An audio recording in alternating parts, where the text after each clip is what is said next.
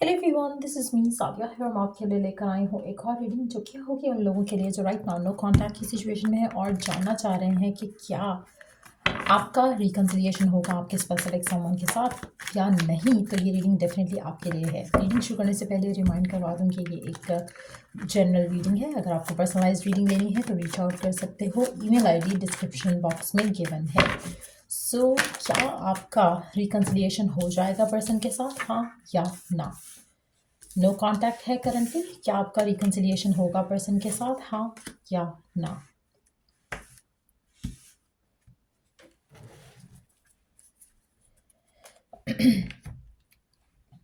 आप में से मेजॉरिटी लोगों के लिए आपका जो कनेक्शन है उसमें बहुत हद तक लोगों का इन्फ्लुएंस काफ़ी ज़्यादा है।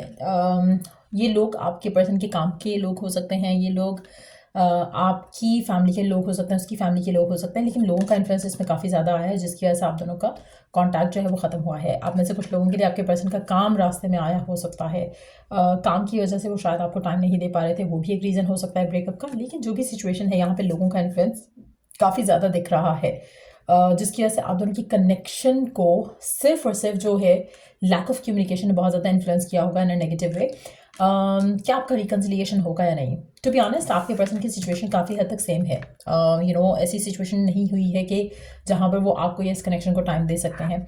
तो स्टिल जो सिचुएशन रीज़न रही है आपके ब्रेकअप की, आपके नो कॉन्टैक्ट की, वो स्टिल एग्जिस्ट करती है। कहीं ना कहीं आपका रिश्ता स्टिल उसी जगह पर है जहाँ पर आपके पर्सन और आपके दरम्यान में कम्युनिकेशन होने के चांसेस जो है, अगर हो भी जाती है कम्युनिकेशन, खाली अगर हम कम्युनिकेशन की बात करें तो भी सिचुएशन वैसी नहीं रहेगी जैसे आप चाहते हो। जैसे आपका एक जैसे शायद you have lived together in the past, जैसे एक सब कुछ अच्छा है, सब कुछ ठीक है, वैसी सिचुएशन आप डेवलप होते नहीं देखोगे अगर आपकी बातचीत हो भी जाती है तो भी। सो कहीं ना कहीं जो ब्लॉकेजेस हैं जिससे आपका रिश्ता नेगेटिवली इन्फ्लुएंस हुआ है, वो ब्लॉकेजेस स्टिल मुझे दिख रहे हैं यहाँ पर।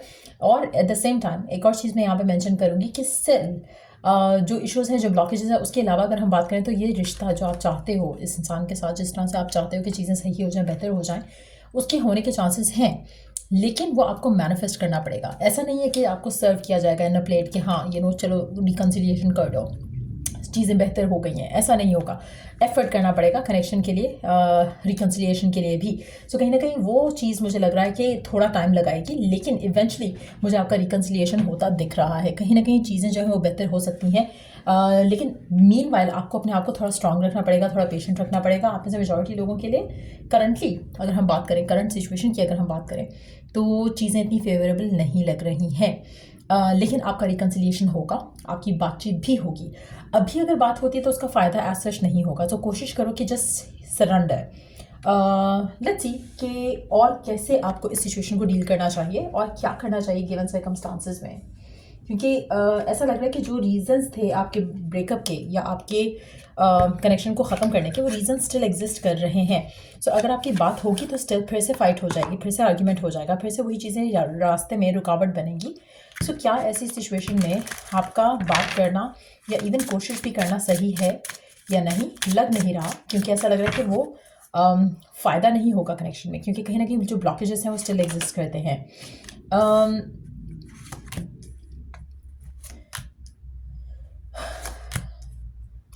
आप अपने रिश्ते को बेटर करना चाहते हो तो पहली सबसे इम्पॉर्टेंट चीज़ तो ये है कि एक सेल्फ लव। ये तो जब तक नहीं होगा तब तक आपकी रिकन्सिलिएशन के चांसेस जो हैं वो ना होने जैसे ही रहेंगे। दूसरा, जो आपकी डिसअपॉइंटमेंट रही है पार्टनर के साथ, जिन रीजंस की वजह से एंड हुआ, आपको लगता है कि शायद पर्सन की गलती थी, या आपको ये लगता है कि पर्सन ने आपके लिए स्टैंड नहीं लिया, इस कनेक्शन के लिए स्टैंड नहीं लिया, तो दोनों सिचुएशन में ही मुझे लगता है कि कहीं ना कहीं जो पास की डिसअपॉइंटमेंट्स रही हैं आपकी आपके पार्टनर के साथ, उन डिसअपॉइंटमेंट्स के बारे में ज़्यादा सोचना, बात करना या ब्लेम करना एक दूसरे को, वो सही नहीं है आपके कनेक्शन में। रिकन्सिलिएशन की जो एनर्जीज़ हैं वो तभी डेवलप हो सकेंगी अगर आप पास्ट डिसअपॉइंटमेंट से निकल कर अपने फ्यूचर को लेकर, अपनी डिज़ायर को लेकर उसके ऊपर फोकस्ड रहो। आपको बहुत ज़्यादा स्ट्रांग रहना पड़ेगा, आपको बहुत ज़्यादा पॉजिटिव रहना पड़ेगा to make things happen in your connection. अगर आप अपने आप को पॉजिटिव नहीं रखते हो, अगर आप चीज़ों को लेकर पॉजिटिव नहीं रहते हो, तो आपके लिए मैनिफेस्टेशन करना मुश्किल हो जाएगा। एंड मैं ऑलरेडी कह चुकी हूँ, मेजॉरिटी लोगों के लिए आपको मैनिफेस्ट करना पड़ेगा रिकन्सिलिएशन। ऑटोमेटिकली खुद ब खुद नहीं होगा, कहीं ना कहीं आपको कोशिश करनी पड़ेगी। अंडरस्टैंड करना पड़ेगा एक दूसरे को स्पेस देना पड़ेगा। करंट सर्कमस्टांसिस में अगर लोग हैं, काम है, रिस्पॉन्सिबिलिटीज़ है जिसकी वजह से रिश्ता ख़त्म हो रहा है या ख़त्म हुआ है, तो कहीं ना कहीं आपको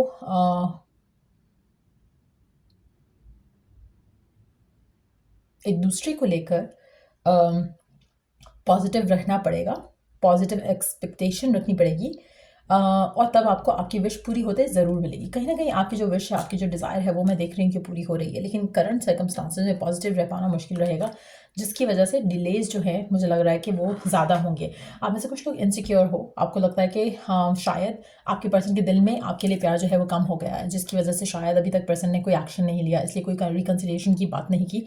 ऐसा नहीं है। कोशिश करो कि अपने आप को इस तरह से नहीं फील कराओ कि जैसे आप अनवर्दी हो और आप शायद डिज़र्व ही नहीं करते कि एक पर्सन आपके पास वापस आए या आपकी तरफ कोई एक्शन ले या आपके लिए स्टैंड ले। तो कहीं ना कहीं वो जो चीज़ है, एक तो उसको कंट्रोल करना है, दूसरा आप पर्सन को भी ब्लेम करते हो, वो भी आपने नहीं करना है। कोशिश करो कि जो डिसअपॉइंटमेंट्स हुई हैं, जिस तरह से चीज़ों को हैंडल किया जा सकता था और नहीं हो पाया, उन चीज़ों को फॉरगेट एंड फॉरगिव करके आगे बढ़ो। मैनिफेस्ट करो अपने थॉट्स को, अपने आइडियाज़ को, अपने माइंड को उन जगह पे फोकस रखो जो जिससे आपको आउटकम मिल सकता है जो आप डिज़ायर करते हो। पास्ट के बारे में सोचोगे आपको कुछ नहीं मिलेगा सिवाय डिसअपॉइंटमेंट के। पास्ट के बारे में सोचोगे तो सिर्फ और सिर्फ आप नेगेटिव चीज़ें ही सोचोगे। अगर आप पॉजिटिव सोच सकते हो पास्ट को सोचते हुए, तो वो करना आपके लिए सही है, वरना सोचो ही मत, कंप्लीटली छोड़ दो। मीनवाइल सिर्फ अपने ऊपर फोकस रखो। मीनवाइल सिर्फ ये फोकस रखो कि यू आर लवेबल। मीनवाइल सिर्फ ये फोकस रखो कि आप का जो प्यार है, जो आपने प्यार दिया इस इंसान को या किसी को भी देने के लिए आपके प्यार जो पास जो प्यार है, वो नोबडी कैन रिप्लेस। तो कहीं ना कहीं जब आप इस तरह से पॉजिटिवली सोचोगे अपने आप को लेकर, अपने प्यार को लेकर, तो कहीं ना कहीं आपके पर्सन भी उन चीज़ों को सोचेंगे। अगर जैसे अभी आप सोच रहे हो कि ब्लॉकेजेस क्या थे, डिफ़िकल्टीज़ क्या थी, ब्रेकअप क्यों हुआ, आपके पर्सन भी वही थॉट सोचेंगे। सो अगर आप इसको ऐसे लेकर सोचो, जो आप सोचोगे इस कनेक्शन के लेकर, वही आपके पार्टनर भी सोचेंगे। तो कहीं ना कहीं वो चीज़ आपको स्टॉप करेगी फ्रॉम थिंकिंग नेगेटिव। अगर आप चाहते हो कि आपका पार्टनर, चाहे लड़का है या लड़की, वो आपके लिए पॉजिटिव सोचे, तो आप भी सिर्फ अच्छे मोमेंट्स के बारे में सोचो, ताकि आपका पर्सन भी आपको मिस करे और आप भी उसको मिस करो और रिकन्सिलिएशन के होने के चांसेस जल्दी हो जाएं।